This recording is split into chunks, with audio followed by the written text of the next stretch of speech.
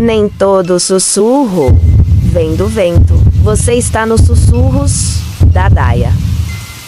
Apague as luzes, coloque seus fones e prepare-se, porque esta história vai mudar a forma como você pensa sobre necrotérios. Lucas tinha acabado de perder o emprego.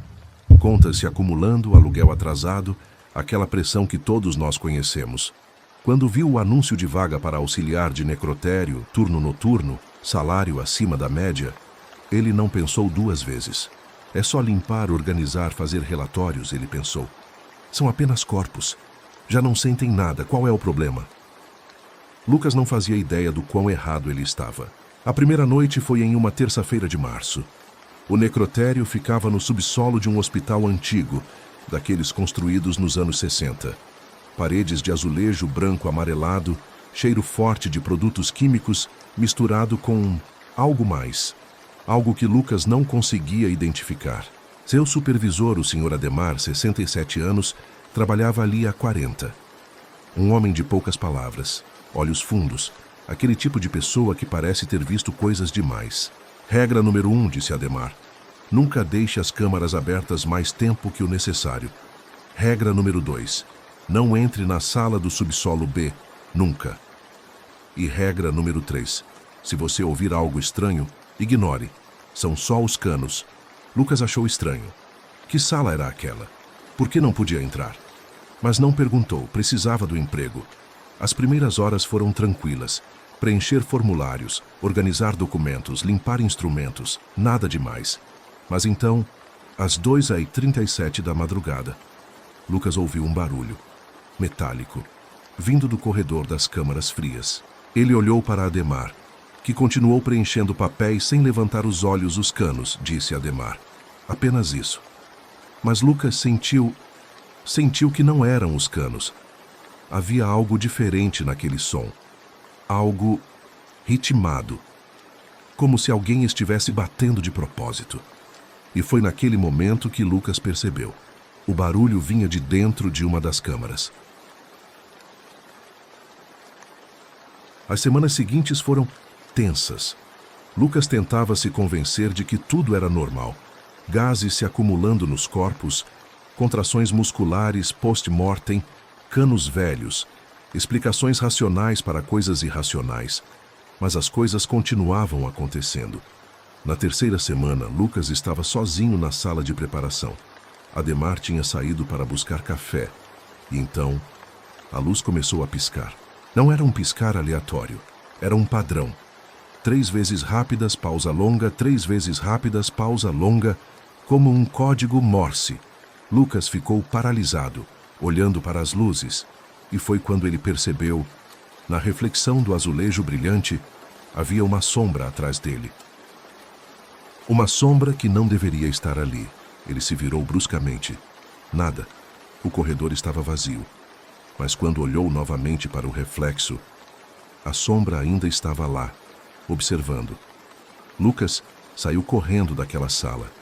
Encontrou Ademar no corredor e, pela primeira vez, contou o que tinha visto. E a resposta de Ademar foi ainda mais perturbadora. Você a viu então, disse o velho, sem surpresa na voz. Ela gosta de aparecer para os novos. Quem? Perguntou Lucas, a voz tremendo. A mulher do subsolo B. E foi aí que Ademar contou. 20 anos atrás, uma mulher tinha sido trazida ao necrotério. Morte por causas desconhecidas. Nenhuma marca, nenhum sinal de violência, nenhuma condição médica prévia. Ela simplesmente parou.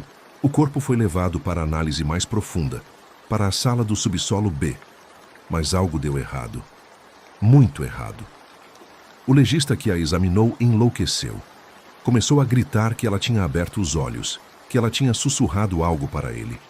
Ele foi internado em uma clínica psiquiátrica e nunca mais voltou. Desde então, a sala foi lacrada, mas os funcionários noturnos juram que, de vez em quando, eles a veem, vagando pelos corredores, procurando algo ou alguém. Lucas queria sair. Queria pedir demissão ali mesmo, mas a razão falou mais alto. São só histórias, ele pensou. Só um velho tentando me assustar. Ele estava prestes a descobrir o quão real aquelas histórias eram. Quinta semana. Lucas já estava acostumado com os barulhos estranhos, as luzes piscando, aquela sensação constante de estar sendo observado. Ele tinha aprendido a ignorar. Mas naquela noite, algo diferente aconteceu. Às 3h15 da manhã, o alarme da câmara fria número 7 disparou. Temperatura acima do normal. Alguém precisava verificar imediatamente, ou todos os corpos se deteriorariam. Ademar estava em seu intervalo. Lucas teria que ir sozinho. Ele desceu as escadas. Corredor principal, corredor secundário. E então, ele viu. A porta da sala do subsolo B estava entreaberta. Ele desceu as escadas. Corredor principal, corredor secundário. E então, ele viu. A porta da sala do subsolo B estava entreaberta. Ele empurrou a porta. E o que viu do outro lado mudou tudo. A sala estava viva. Não há outra palavra para descrever. As paredes cobertas com anotações, desenhos, símbolos estranhos, escritos à mão, com o que parecia ser sangue seco. No centro da sala, uma maca. E nela, o contorno de um corpo. Como se alguém tivesse ficado deitado ali por tanto tempo que a oxidação marcou o metal. Mas o pior eram as palavras escritas na parede do fundo. Em letras grandes, vermelhas, quase gritantes. Ela que ainda está aqui. Lucas sentiu o sangue gelar. E então ele ouviu um sussurro vindo de trás dele. Ele se virou lentamente. E ali, no batente da porta, estava ela. A silhueta de uma mulher, completamente imóvel, olhando diretamente para ele. Lucas não pensou, simplesmente correu. Correu como nunca tinha corrido na vida. Subiu as escadas tropeçando, bateu em macas, derrubou instrumentos. E quando chegou ao corredor principal, ela estava lá, no fim do corredor. Esperando Lucas, acordou no vestiário. Ademar estava ao seu lado, com um copo d'água na mão. Você desmaiou, disse o velho. Eu te avisei para não entrar lá. Lucas estava tremendo. Suor frio. Ele contou tudo. A sala, as escritas, a mulher, tudo. E pela primeira vez, Lucas viu medo nos olhos de Ademar. Ela nunca apareceu tão claramente antes, murmurou o velho. Isso significa que ela quer algo. Naquela noite, Ademar contou toda a verdade. A mulher não tinha simplesmente morrido. Ela tinha sido assassinada. E o assassino nunca foi encontrado. Alguns dizem que ele ainda trabalha no hospital. Outros dizem que ela está procurando por ele. Mas há um detalhe que ninguém sabia. Um detalhe que estava nos arquivos lacrados do subsolo B. Um detalhe que Ademar nunca tinha contado para ninguém. O corpo da mulher nunca foi enterrado. Ele ainda estava na sala. Havia 20 anos. Lucas sentiu náusea. Por que? Ele conseguiu perguntar. Por que ninguém a enterrou? Porque, disse Ademar a voz baixa, toda vez que tentavam mover o corpo, algo acontecia. Pessoas se machucavam. Equipamentos quebravam. Um homem teve um ataque cardíaco.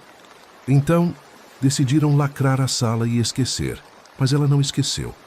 E naquele exato momento, enquanto Ademar terminava de contar a história, o alarme da câmara 7 disparou novamente. Mas desta vez, não era a câmara 7. Era a sala do subsolo B. Lucas e Ademar desceram juntos desta vez. Cada degrau parecia mais pesado que o anterior.